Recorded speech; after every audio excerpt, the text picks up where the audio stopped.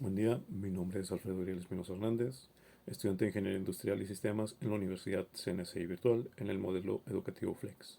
Mi matrícula es CTM 100014 y a continuación presento mi proyecto integrador de la materia Mecánica Clásica a cargo del profesor Luis Juárez Santiago. ¿Qué es el equilibrio de los cuerpos rígidos?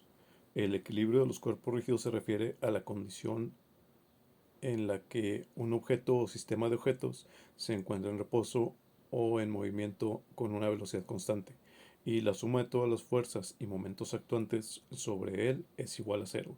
En otras palabras, un objeto está en equilibrio cuando no hay una aceleración neta ni una tendencia a moverse a ninguna dirección. Por ejemplo, imaginemos que un libro está en reposo sobre una mesa. El libro permanece en equilibrio porque la fuerza gravitatoria lo trae hacia abajo, y esta es contrarrestada por la fuerza normal ejercida por la mesa hacia arriba. Además, no hay un momento de fuerza que haga que el libro gire sobre sí mismo. Eh, um, la ley de Newton que aplicaría en este ejemplo sería la primera ley, también conocida como la ley de la inercia.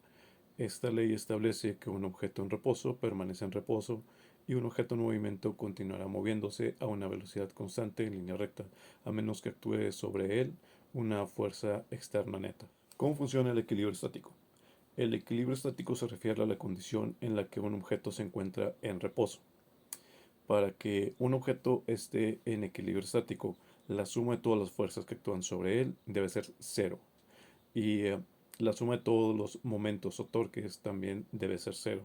Esto significa que el objeto no está en movimiento y no tiene tendencia a moverse en ninguna dirección. Como ejemplo, pensemos en una escalera que está apoyada contra una pared. Mientras la escalera no se esté moviendo y no esté cayendo, está en equilibrio estático. La suma de todas las fuerzas verticales y horizontales que actúan sobre esta escalera es igual a cero. Tampoco hay momento de fuerza que la haga girar. También basándonos este ejemplo en la ley de Newton, eh, sería la primera ley la que estaría actuando, ya que la escalera permanece en equilibrio estático porque la suma de todas las fuerzas que actúan sobre ella es igual a cero. Diferencias entre equilibrio dinámico y fuerzas de inercia. El equilibrio dinámico se refiere a la condición en la que un objeto está en movimiento con una velocidad constante. En el equilibrio dinámico, las fuerzas que actúan sobre el objeto se equilibran entre sí, lo que resulta en una aceleración neta de cero.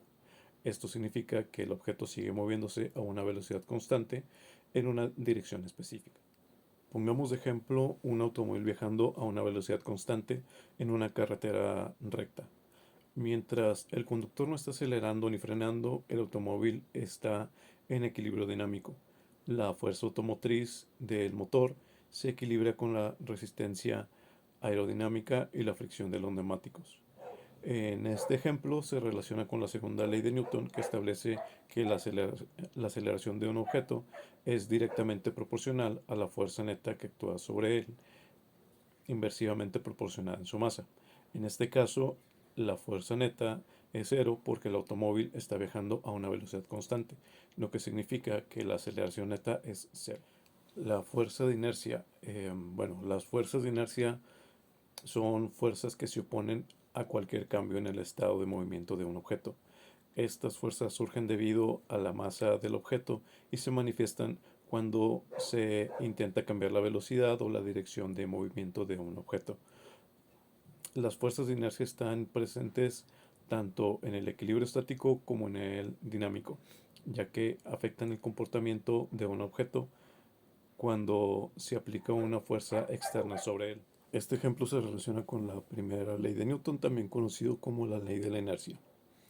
Eh, Como ejemplo, cuando estemos en un automóvil en movimiento y se aplica una fuerza de frenado repentina, eh, nuestro cuerpo tiende a seguir moviéndose a la velocidad original debido a su inercia.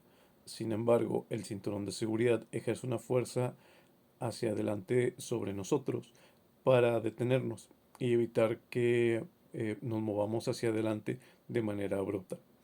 Esta fuerza contrarresta la inercia del cuerpo, manteniéndonos seguros en nuestro lugar dentro del automóvil.